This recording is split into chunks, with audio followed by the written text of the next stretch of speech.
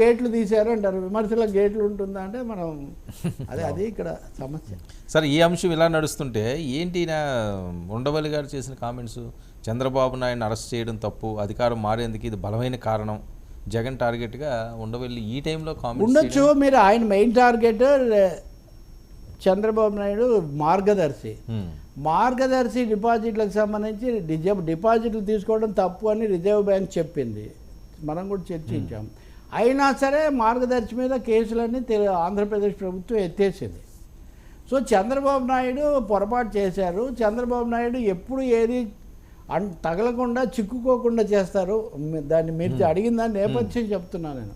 చంద్రబాబు ఈ నేలలో ఎక్కడ ఆయన దొరకలేదు, పట్టుబడ్డాడు. నాకు ఒక విషయం మాత్రం తెలుసు, చంద్రబాబును అరెస్ట్ చేసిన కేసు కూడా నిలబడదు అని చాలా స్పష్టంగా చెప్పినప్పటికీ కూడా జగన్మోహన్ రెడ్డి ఊరికి అత్యుత్సాహంతో చంద్రబాబును అరెస్ట్ చేశాడు.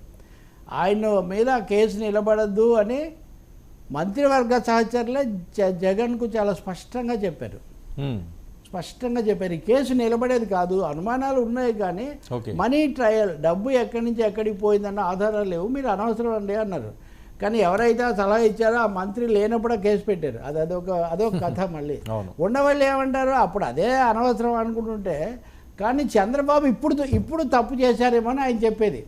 ఆ కేసులో దొరకలేదు, కానీ మొదటిసారి రిజర్వ్ బ్యాంకు వ్యతిరేకంగా మాట్లాడినటువంటి మార్గదర్శిని కాపాడడానికి ఈయన కేసులు ఎత్తేసారు.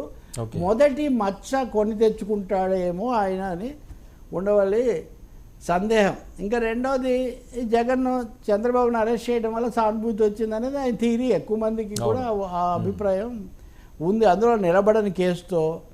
కాబట్టి అప్పుడు పైగా ఆ కేసులో అరెస్ట్ చేసిన తర్వాత ఎవరిని అలౌ చేయకపోవటము, అక్కడ ఒక ఏసీ పెట్టిస్తే ఏమైందండి, దాంతోనే తలకిందులు ఎన్ని అనవసరమైనవన్నీ. కక్ష సాధింపు అనేది మళ్ళీ తిరిగి కక్ష సాధింపే అయింది. చంద్రబాబు మీద ఈయన కక్ష సాధించాలనుకుంటే ఈయన మీద ఓటర్లకు ఇది వచ్చింది, దెబ్బతీసే పరిస్థితికి అది దారి తీసింది. దాన్నే ప్రస్తావిస్తున్నారు. చర్య ఇప్పుడు ఇందిరాగాంధీని 1977లో ప్రజలు ఓడించారు, సౌత్ కాకపోయినా నార్త్లో.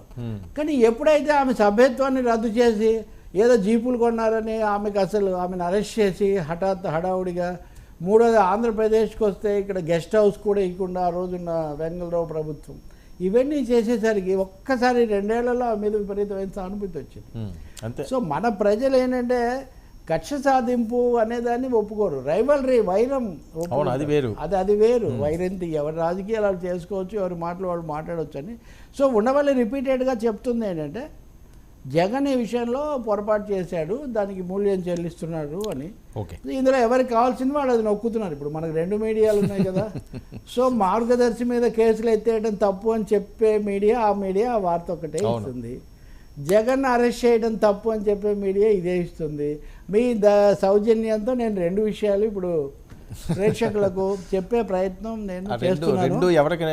ఎవరు పాజిటివ్గా ఉంటే వాళ్ళు రాసుకుంటున్నారు. ఆయన చంద్రబాబును అరెస్ట్ చేసి ఇప్పుడు పూర్తిగా అది పెద్దది ఇవ్వండి, ఇది చిన్నది ఇవ్వండి, కానీ అసలు ఇవ్వకపోతే ఎట్లా? పైగా కాంటెక్స్ట్ కూడా అది చంద్రబాబుకు సింపతిగా కాదు, లిటిల్ క్రిటికల్ కామెంట్ ఉండవల్లి చేసింది. మచ్చ కొని తెచ్చుకున్నాడు చంద్రబాబు అని. ఇంకో విధంగా చెప్పాలంటే జగన్ అనవసరంగా అరెస్ట్ చేశాడు, నష్టపోయాడు, నేను సరైన పాయింట్ పట్టుకున్నాను, ఈ పాయింట్లో చంద్రబాబు దొరికిపోయాడు మొదటిసారి జీవితంలో అని ఆయన అన్యాపదేశంగా ఆయన చెప్తున్నటువంటి మాట. చూడాలి మరి ఎంతవరకు మన రాజకీయ చాగంటి గారి అంచనా ఎంతవరకు నిజమవుతుందో చూడాలి. ఓకే సార్, ఏంటి క్యాస్టింగ్ కౌచ్ది ఈ భూతం ఎప్పటికీ కూడా తొలగిపోదా? ఓ పక్క